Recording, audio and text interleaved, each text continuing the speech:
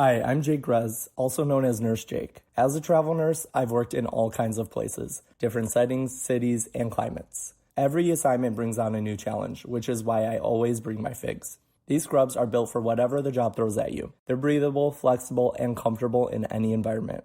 No matter where I land, I know they're going to keep me looking and feeling my best. And don't sleep on the details. The pockets, the features, the finishing touches, everything has a purpose, and it makes a real difference when you're moving nonstop. The fit is clean, tailored, and super polished, and they come in a huge range of colors. In other words, they feel great throughout a 12-hour shift, and they always look good. See every healthcare professional on Instagram. If you work in healthcare or know someone who does, check out Figs and get 15% off your first order at wearfigs.com with code FIGSRX. That's wearfigs.com, code FIGSRX. Alright guys, fucking nice one Jen. And this is I'm the world around you, and this is Pause for Thought on Threshold FM. Also, I should probably say, Rankings updated the website too, so I'll go and give that a look, because now apparently it works better than what it did. I've never used it, I just used the app. We'll get into it. We've got quite a lot to cover. This is going to go all over the place this week. So this week what we're gonna look into is The Living Dead. Now, as always, every week when I write this and study, research, write it up a bit, I always prepare the little introduction for it before I do any research or out like that. And I'll be dead honest, I don't know a lot about zombies and The Living Dead. Like, I know of zombies, obviously, and I know that in films and that there's references to voodoo in reference to zombies.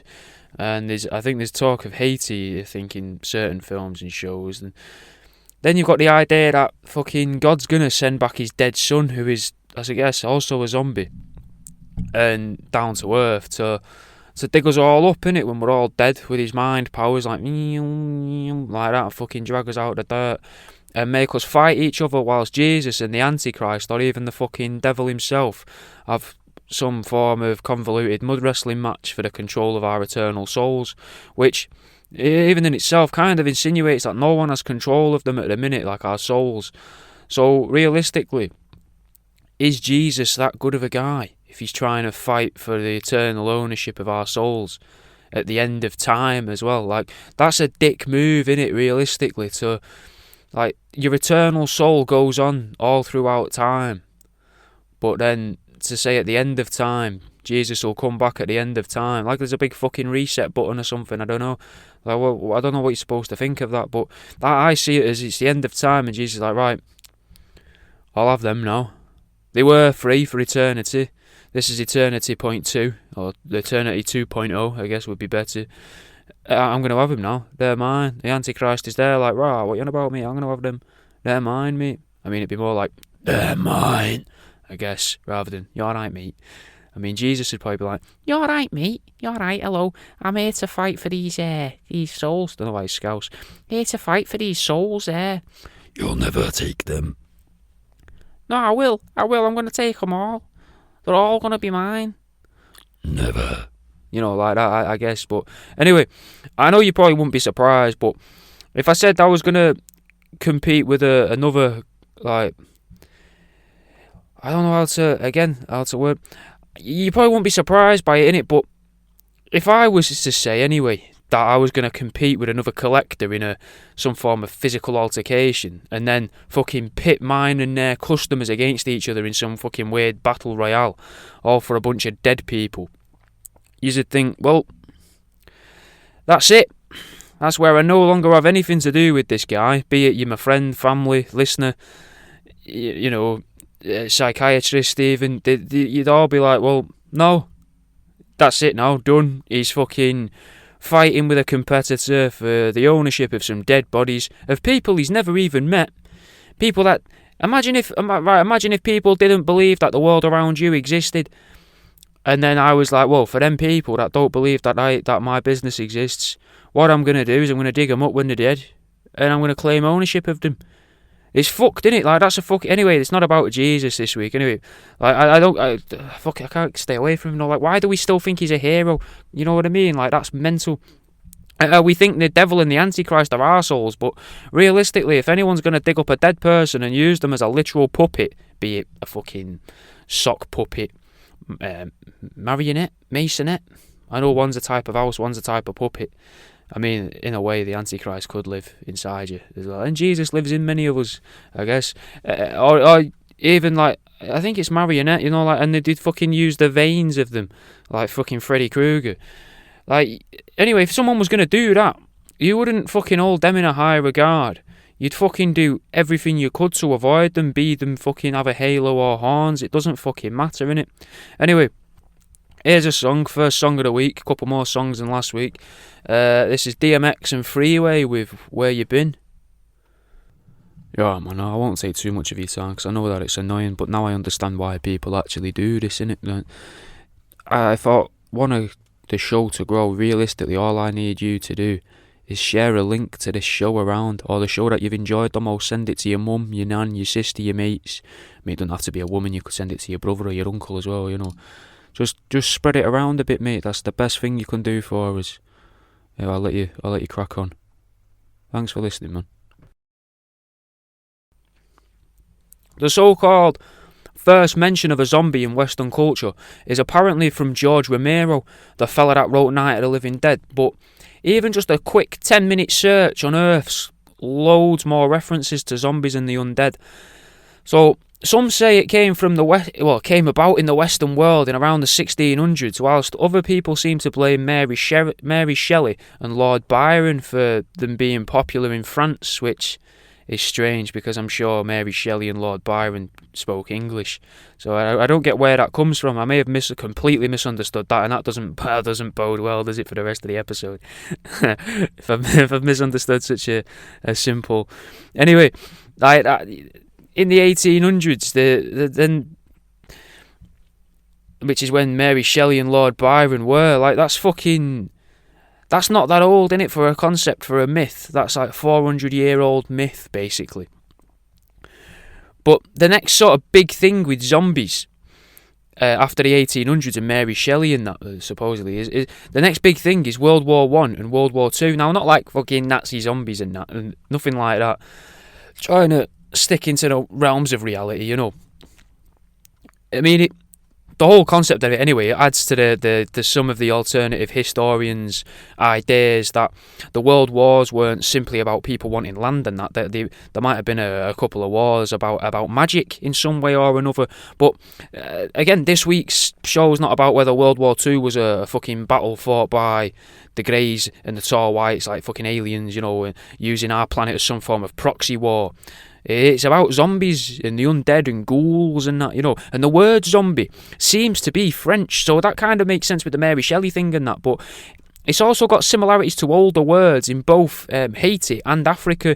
Now, obviously, Africa's fucking massive, and I couldn't find anything that went into the specifics of where in Africa it stems from, which is a shame. But it seems to relate either way to the human soul, which, again, in itself seems to tie in with the Jesus story, innit, about the end of the world. Weirdly, the references to the soul seem odd to me, innit, like, because some stuff says it's the soulless body reanimated, whereas other things say it's the bodiless soul that makes the zombie. So it's very much the opposing thing makes the zombie, and the other thing is just left over. Apparently, at least according to the internet anyway, that there is, I don't know if it still goes on, practitioners of voodoo that are a bit naughty, you know, not like naughty as in they've got an OnlyFans and they're slipping out a bit of testicle and stuff for, you know, a couple of quid every now and then on Pornhub or something, or they're not flashing their tits to bus drivers to try and cause crashes when they're riding in a coach, or they're not going into shops and being like, show us your pubes, or out like that, you know, not naughty in that way. Naughty as in bad, as in like potentially like nasty, like the same sort of way that Christianity gave way to Satanism kind of thing. That's how I'm taking it anyway. The yin and the yang, so to speak, and there it is, guys.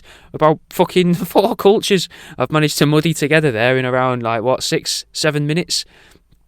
Oh, probably about 10 minutes in it with the songing, but still, that's got to be some form of record there, and it's going to set us nicely for the rest of the episode. You know, it's setting us up perfectly. Anyway, some of this stuff about the Haitians comes about from a book that came about in 1929, and that talked about Haitian cults that practice voodoo to create themselves thralls, which is basically like a mindless slave. Now, I'm guessing if there's any truth to all of this, then, well, any of it at all, not all of this, obviously there's going to be, there's not going to be truth to all of it, innit? But it's got to relate to these naughtier religious leaders that I mentioned before that are sometimes called Bokor, like Bokor, not spelt like Bokor from Threshold FM. I mean, it's close, but it's not the same. It's as I say, Bokor rather than Bokeh. But I mean, the question here is Bokor trying to induce us into a brain-dead state to take over our minds and much like his namesake, capture the souls of the dead and trap them in bottles to sell them to people, or to just fucking keep our souls in bottles to increase his own power? We may never know, because Bokor was unavailable for question. He never answered my questions. It's almost like I never sent him any messages at all. Someone else, though, that had thralls, was Dracula. Now, many vampires and that seem to have thralls, at least in like games and films. And I mean, I've never read a storybook.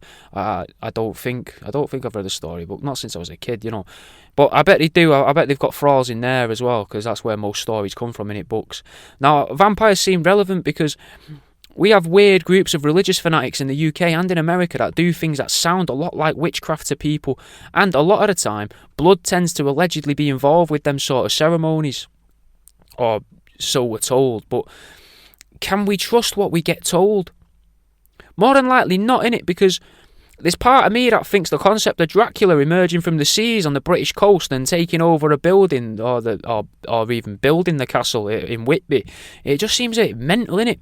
Not because he's immortal, or because he can transform into a bat at will and just fucking fly off into the sky, but purely because of wars. It seems like Western Europe, especially the UK and France, has always been at war amongst themselves, and then you've got the time when there was fucking loads of empires all knocking about. So was Dracula some form of propaganda? Something to scare people and make sure that any Eastern Europeans wouldn't be accepted into society at a risk of them being some form of vampire or something like that, Now, I know what you're thinking. What the fuck does this have to do with zombies? Well, that book that I mentioned, that was released in 1929, was released at a time when the United States were occupying Haiti. And if history truly, does repeat itself, then why wouldn't Americans use propaganda to scare people about the people they're imposing their will upon, which in itself is sort of magical, I guess, to be imposing your will. Not like magical as in Disney, though, then again, like, Disney is pretty dark historically, according to rumour, so fuck it, yeah, magical. Anyway, let's have another song. This is Kool G Rap, Big Noise, and Large Professor with Naturally Born. So, we know that propaganda is powerful, and I reckon most stereotypes that we have stem from some form of successful, quote-unquote successful propaganda. There's always going to be a losing side in it, so it's not successful for both sides, I guess, propaganda-wise. But for all we know, all the information I've read about the Haitians could stem from propaganda, innit? And if it does, and you're listening to this thinking, fuck me, he's stupid, I am. I'm not a historian, innit? I'm just fucking Googling stuff and following where it leads, man. I'm a fucking taxidermist. And even then, I'm probably not even a particularly good one. Anyway, according to what I've read, even the Haitian beliefs of zombies, like, as in the dead coming back to be an eternal servant of the magician who brought their body to life, was in itself a myth perpetuated when slavery was rife in Haiti. Now, it's definitely got to be worth saying that according to what I've read, it seems that most of the people, if not most, I think the vast majority means most, doesn't it? I'm going to guess like 99% of the people involved in what I'm talking about here were all slaves themselves, just from different levels of the hierarchy that was within slaves. I don't know much about slaves. Anyway, the higher up slaves, the sort of enforcers, I guess, would threaten and intimidate the lower down slaves with zombification, allegedly. But that was supposedly just a way of stopping them from topping themselves, innit? So the higher ups would be like, well, you can't kill yourself because then you'll be a zombie and we'll have you forever, which is fucked. Like, that's like to think you could never escape, not even in death, mate. Imagine that. That's fucking fear. Like, that's mental. It's horrible. Like, in modern times, like, in tellings of zombies nowadays, it's usually science, innit, that's to blame rather than magic. So could this be what propaganda is aimed at now? Maybe people can't get away with such overt racism in their propaganda, but maybe it's aimed instead at like sort of socio-economic status. Because I'd regard scientists as people in a higher social class than me, as I'm sure the vast majority, if not all, of the listeners to at least this show will. Like, I don't aim highbrow. You know what I mean? There's not, like, they're clever people, scientists. I think they are. There is a bit of me that wonders if scientists are all that intelligent, but that's purely because all the way through school and college you're somewhat punished in it for thinking outside of the box in science class, whereas I guess as a real scientist you're probably awarded in reality for thinking outside of the box. I mean, that, or you get suicided by the big they for going against the narrative, I guess. Swings and roundabouts, innit? Anyway, if people want people to be scared, then you need them to not understand something, and science is literally the science of understanding things that you don't understand. So by grouping all of the unknown under the umbrella term of science, it's a great way to sweep things under the rug. But that puts people on a pedestal, much like priests, monks and alchemists probably were, purely because they were understood by the masses to know more than everyone else, so they got looked up to. Anyway, my distrust for science isn't what I'm supposed to be talking about. Anyway, I'm trying my best to stay focused. What I'm trying to say is that barely anyone understands viruses, computer software, or funguses. Unless you're like Terence McKenna or Paul Stamets from the other week, innit? But that could be why Terence is dead. Did he not figure out... Did he, Well, we know that he supposedly figured out the stoned ape theory, but what about if he didn't only figure out the science behind the stoned ape theory, but also the science behind fungus and their impact on the human brain? Maybe the big they have redacted all of his research because he may have originally been interested in those spores that can fucking turn ants into the brain-dead slaves, like fucking turns them into like transportation vessels, basically. I don't know how to explain it. I've read a fair bit about it, innit? Like fucking... The spores aren't riding the ants like a motorbike. Well, I guess they are kind of riding the ants like a motorbike. It's more like if you was to fuck a boat or a tractor. We'll go with a boat because it seems weird to think about fucking a tractor for some reason. I don't know why that feels more wrong than a boat, but it kind of does. Let me know in the Discord if you can figure out why that feels. Maybe because it's more dangerous. I don't know. You're probably more likely to catch something off a boat though than a tractor. Waterborne diseases, like imagine that. I've got a urinary tract infection. Or have you been sleeping around? No, I've just been fucking barges. Imagine the doctor's face, mate. Anyway, so alright, well. To be fair though, I'd say as well, a boat, like, it's generally speaking, like a boat, be it a barge or a speedboat, it's fucking asking for it, innit, really, in my opinion, anyway, so you've seduced your boat, and you've gotten it back to your jetty, and you've made your move, and you're in, it's a given, you're in. And I mean, speedboats, they've always got the tops off in it all the time, and most of them have anchors as well, so, I mean, what's an anchor other than a chain? Like, some people they have a thing for chains and that, so fucking asking for it, mate. But then again, saying that some people leave their dogs chained up outside Tesco and that, innit? So what is a Labrador on a chain outside of a scaled down supermarket if it isn't asking for it? Do you know what I mean, guys? Anyway, we was making our move on this boat, weren't we? So you've made your move, you've got it to the jetty, and you've brought it back to the marina, But you've been harbouring feelings for this vessel for months now, and all you can think about is dipping the eye whilst your boat is dead in the water. But you've got to be gentle. Ease your way into the estimated position and prepare to pour your man batter down the hatches. But first, you need all hands on deck. You've got to keep it all above board though, because if the boat says stop, you abandon ship, innit? If it's a more casual stop, then maybe just dial it back a bit. Maybe fiddle around with the booby hatch before returning to the cheeks or broadside. If the boat still isn't into it though, then maybe it's time to cut and run.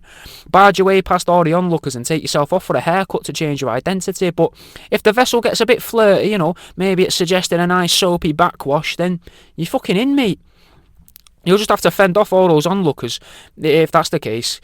Because they might want a bit of the boat, because, in your mind, fucking docking's on the cards, mate. Maybe not dry docking, but, I mean, it depends on the boat itself, always ask your boat what it prefers, but some may not mind entering at the flank straight away, whereas, others might want to garble on your coxswain, or others might get a little groggy if you demand masthead.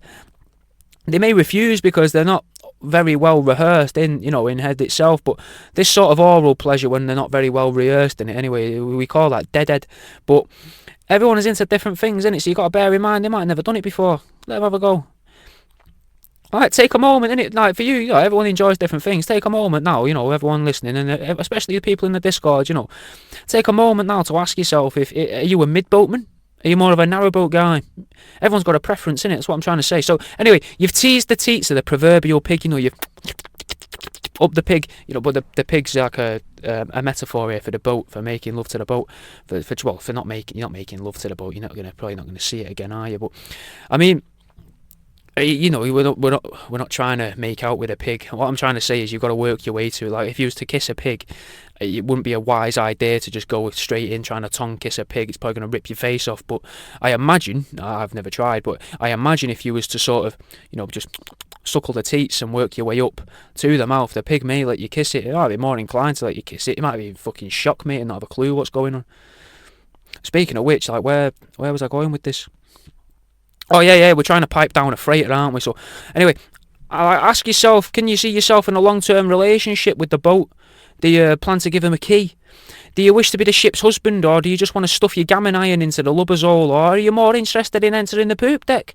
Either way, the boat's up for a good punting, so, I mean, that seems a bit aggressive, innit? But you're both up for a scuttling, otherwise you wouldn't be in this situation. Be mindful of the main sheet, mind. It's rude to get stains on that, innit? So maybe ask them for a towel. I mean, that'll also make you seem confident in your abilities to please a luff and toucher, Speaking of luffing, though, I'd advise luffing up before you take your trousers off, so that they think you're a bit bigger than what you actually are. It's best to come across as a bit of a loose cannon too about the gaff, fiddle the gash a bit, like, until you can sort of fathom out if she truly is gargling on the seawater, or if they're just talking Flemish. It doesn't really matter the language they speak, innit? They're here for a hugging, and that's all that matters.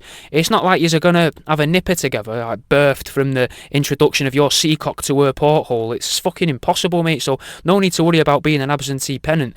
Literally nothing to worry about. Just sling one up her, go at it like rabbits. Be a weekly rib tickler, mate. Hand over fist, the best baggy wrinkle that knocks her snatch. Then, when you're both awash with equal pleasure and disgust for one another, part ways. Just always remember that ships tend to be needy, so that's where the term relationship comes from, obviously. So take the ship's compliment. You did a good job there, sir. Oh, thank you very much, ship. And be on your way off into the horizon, or maybe off home to run yourself a bath. Anyway, the fucking fungus, mate. Fungus. It was on fungus, weren't we? Fungus and ants.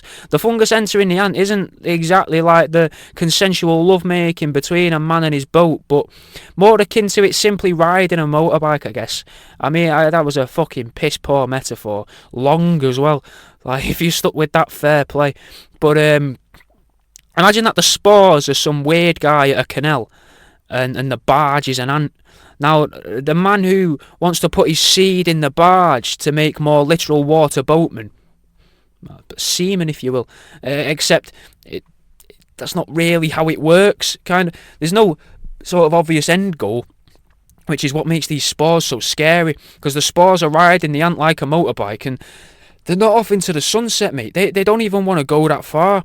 They go about 25 centimetres up of a plant of a tree, and then force the fucking ant to bite the plant with its teeth and all of its might, so that it can eventually release its spores over its fucking uninfected friends.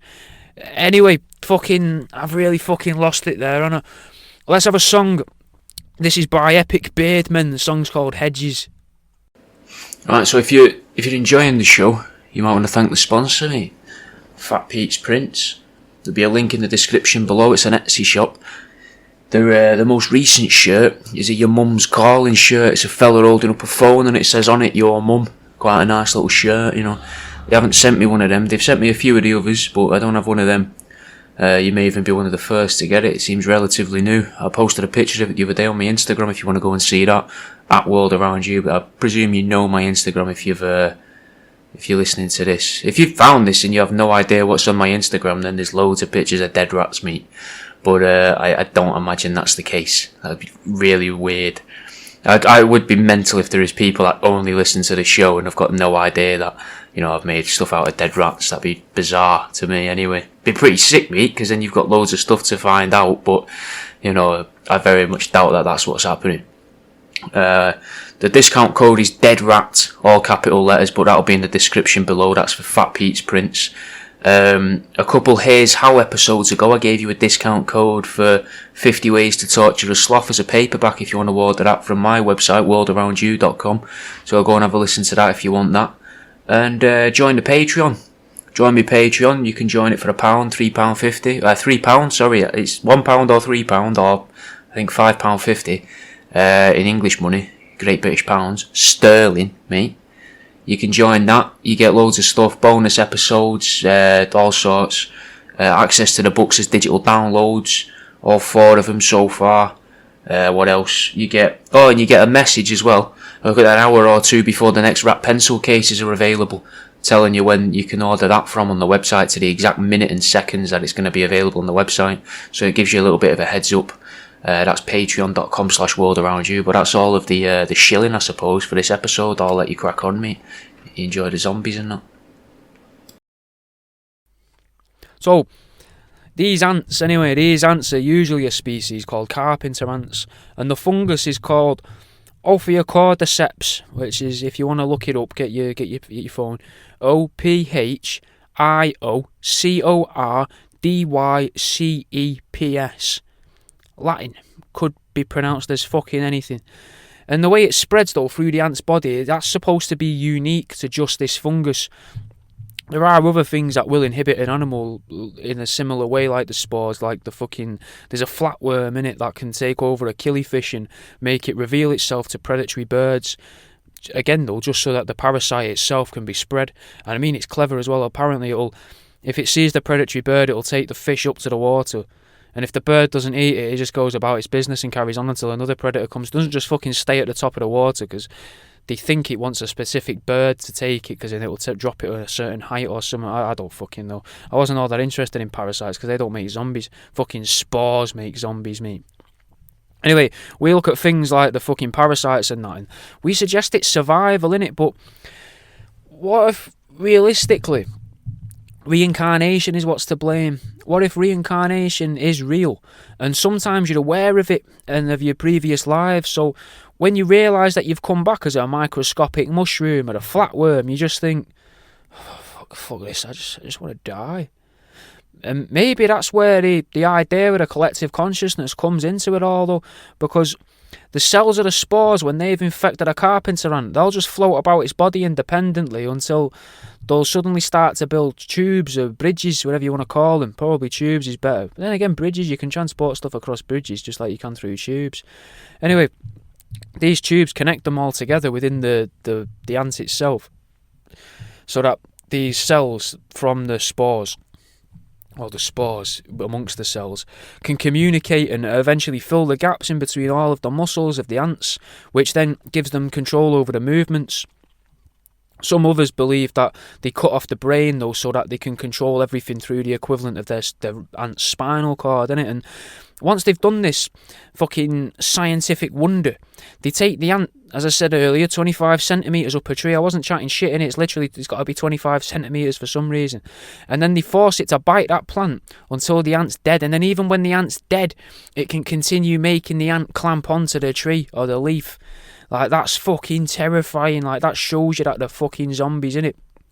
And then, because it's dead, you know, it's probably been fucking long dead realistically at this point. Like, what, it depends what your class is life, innit? Like, I'm not going to get into like a pro-life or abortion kind of thing here, but like, is life just the body moving? Because it's moving because the spores are controlling it, but it's not an ant anymore. Even if the body's still alive, either way, it's no longer an ant, innit? Like, it's definitely not an ant.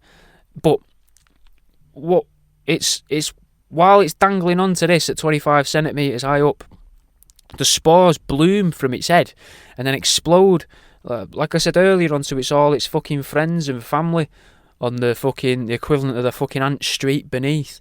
And I don't even know if the ant then falls at that point, because that would then, in the human world anyway, that would instill a bit of panic, and that would make everyone gasp, because they'd all be like, ah! And like that, when fucking Terry the ant falls down to the ground, all the other ants, which I assume are probably all called Terry as well, because aren't ants clones of the fucking clones of one another? So all these Terry the ants are fucking going, oh, oh, oh my god, oh, look at him, oh, like that, all breathing in these fucking spores, mate. Fucking getting infected by mushrooms. And maybe that's what it is. Maybe it's shock that does it to people, you know, or does it to ants. But anyway, that's not been scientifically proven. The only scientific proof around it that there is someone managed to take fucking slithers of these ants that had been infected and they were something like 50 times thinner than a human hair. And they fucking inspected them, and it was taking them fucking months. And then some smart ass made an AI program that could distinguish the cells of the ant and the cells of the spores, so that they could watch it grow and work out how it grows. And fucking, I don't know. I didn't really understand what they learnt from any of it, to be honest, because I've come away from it knowing new words, maybe, but not really knowing how to use them in a sentence or what they really mean. Anyway, the fucking...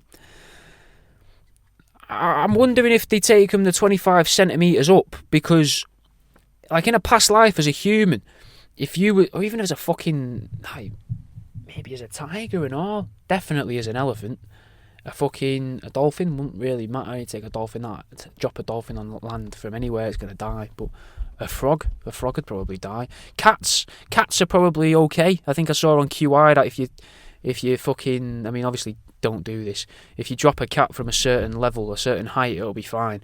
Drop it from a little bit below, it'll die. Drop it from a little bit below that, it'll be fine again. So maybe, in a past life, these things were human. These fungal spores. Spungle Fours sounds good though. If anyone wants a name of a band out or a fucking LP, Spungle Fours. Anyway, if you was to drop the equivalent of fucking 25 centimetres to an ant, which is, I say an ant's like a centimetre tall, so 25 times the height of you, that's a fucking skyscraper, realistically, innit? And if you jump off that, you're dead. So maybe that they just want to die, and in turn, by wanting to die, then that causes maybe more misery for more trapped souls, mate, because it's all about trapped souls, isn't it? Fucking zombies and that are trapped souls. So maybe if these mushrooms were just more docile, there'd be less of them and more of a different type of species in the area, which in itself alters evolution. Maybe evolution isn't survival of the fittest, but it's actually just selfish reincarnated souls that want to have hands again, just one more time. They want to have hands. They don't want to be a mushroom. They want hands and toes. Maybe a dick and balls, maybe they want to feel what it's like to have one last shit before they fucking die again. Maybe then they'd happily become a tree, if they can just have one more poo. Like, you don't know, do you? Like, it's hard to suggest. I mean, that sounds really immature, doesn't it, really, to say, one more poo, but like, think about that. That's a simple pleasure, man. And if someone came up to you and said you could no longer ever do that again, you're going to think to yourself, took all the mothers for granted. Like when if your partner leaves you in it, and then you're like, I didn't realise how nice they actually were. So, just to try and get it into reference for you, but I know that's not necessary, innit? Either way, maybe what could bring all this about, this so-called survival of the fittest, making these spores last longer. What if it was a change in the atmosphere, mate, like the Carrington event that I mentioned the other week? That could be to blame, innit? Maybe it allowed the souls trapped on Earth to interact with imagine like a computer server or whatever it is in the spirit world that contains all of the information about the spirits, the souls. And since then, all the fungi have been trying to top themselves, which holds a second truth as well, weirdly, because usually the funny people are the most interesting people. Well, the funny or funny and interesting, I guess. They're normally people that are more depressed, innit? So it would maybe make sense. I don't know. Who knows? Realistically, who knows? One question, though, that this destructive fungus raises is whether they can think or if they're capable of thought at all. Vegans will tell you that it's okay to eat mushrooms and insects, both of which are victims in this zombie predicament. The ant gets trapped within their own bodies, and the spores can only live via the ants. No one's really winning in this situation, except the vegan movement. By limiting the farming of animals, that means there's potentially less souls with already movable limbs, but they've got to go somewhere, innit, these souls that were trapped in the cows and pigs. So the vegans are then forcing these souls into the mushrooms of the Brazilian jungles and into the mushroom farms that the vegans need to feed their troops. What if the spores are in fact the reincarnated souls trapped on Earth? But what if these parasitic life forms, be it the fucking worm or the spore, are actually the representations of demons from the fourth dimensional world in a three-dimensional world? It would also give a sort of explanation to the myths surrounding human zombies, and it relates back to the souls being missing from the bodies, much like how the ant is still the ant, but everything realistically that made that ant do its day-to-day ant stuff is gone.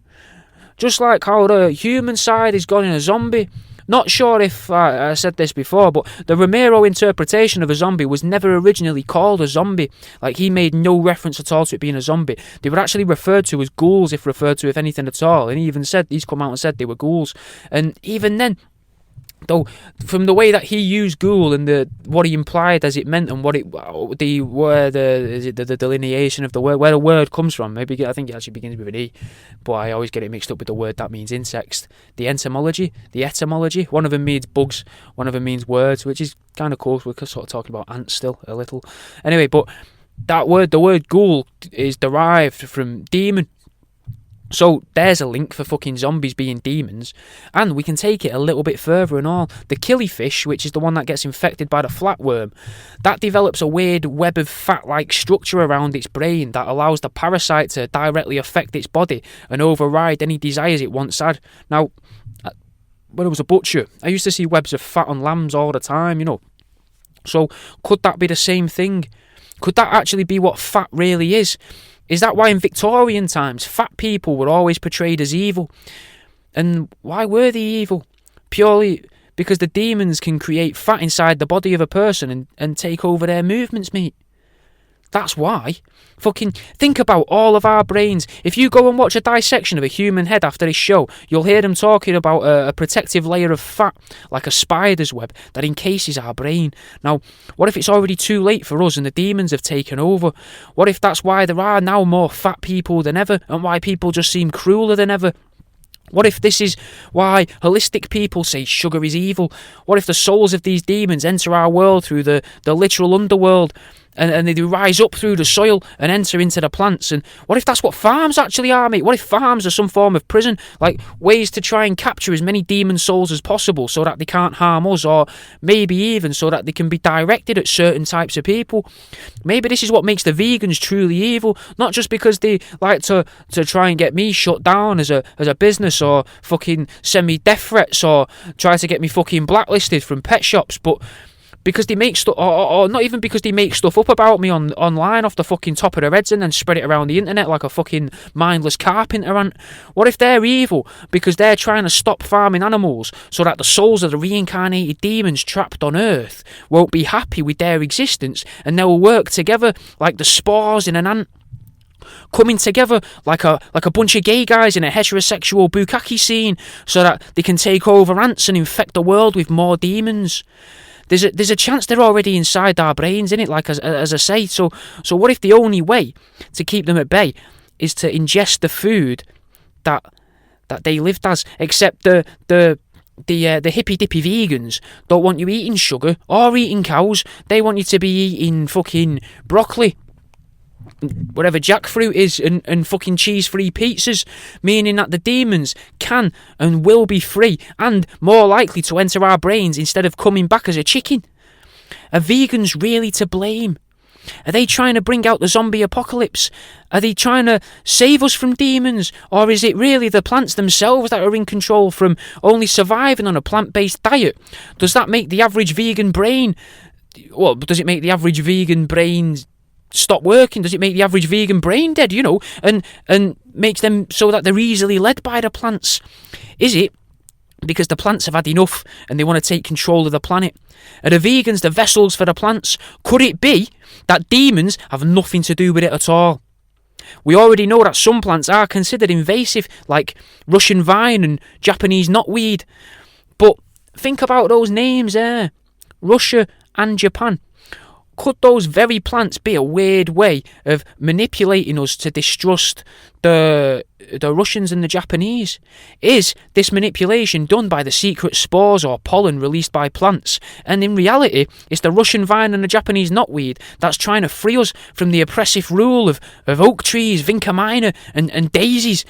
Because if we're not trying to save the planet, the plants, because the plants are making us save them, then evolutionarily speaking, which is always an hard word for me, why would we even bother to save daffodils? And that's all we got time for this week, guys. Leaving you with a lot of questions this week. I guess it's sort of a homework episode of sorts, innit?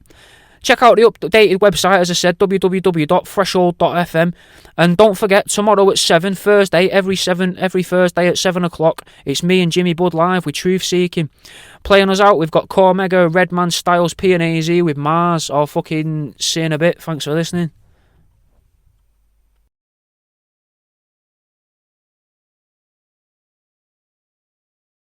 Well, I've ended up about a minute and a half short, so I mentioned some of the death threats before, so here's a little run through of some of them from what I think was last year. Let me know what you think. Yeah, when you die, you'll die alone. Nice. I hope you die from this. Here's one that I spoke about earlier, the one that said they were leaving, and I think they said they were going to block me. You cruel effing assholes. Animal exploitation at its finest. I'm back, Jack, you turd. And then again, they come back immediately afterwards in a separate one saying, this guy is an absolute dick. Disgusting excuse for a human. His name is Jack. Jack the turd. Why the fuck would anyone want to buy that fucking shit? Get a life, you cunt. There's some weird racist remarks as well. I hadn't seen this one, I don't think. Are you Asian? And luckily someone's answered that with, are you racist? What? Why would my ethnicity have anything to do with this? One of the things people throw at me a lot is cognitive dissonance as an insult, and I don't understand why, because that means having two conflicting ideas that live in your head at once, and I don't show that anywhere. I haven't shown that anywhere, but they say that I do. And this person here actually shows some form of cognitive dissonance here. I'll use any form of animal, really. The only reason why I won't use people's pets is because I don't want to upset the people who own the pets. If you give me your dog and I turn Rover into I don't know, like a remote-controlled digger, people are going to find that funny. I'm going to find that funny. I'm probably going to be pretty proud of myself because that'd be a cool thing to make. But you might see Rover and think, oh, he used to chase tennis balls for me. And that might make you sad. And I don't want to make you sad. Not over your... It's hard to believe that I actually put that out on the radio, innit? That end bit there. But I thought I'd leave it in because that's a little example of some of the stuff that used to be put on Patreon. Now there's other stuff on Patreon as well. There's me reading a book called World's Strangest Crimes. I think we're nearly halfway through that now. So even if you join for a month, join for a month, £3. You can join for the free trial for a week if you want. You try it for now for a week, cancel on your first day, and you still get that week for free. You'll get some of the video vlogs, and you get access to everything that's already on there and all. It's just a nice little way to chuck us a couple of quid, and you get more stuff. You can also watch the video version of this episode on there as well, if that interests you. If you want to watch me sit in a cupboard under the stairs, talk about the undead, patreon.com/worldaroundyou. And I'll see you in a bit, mate.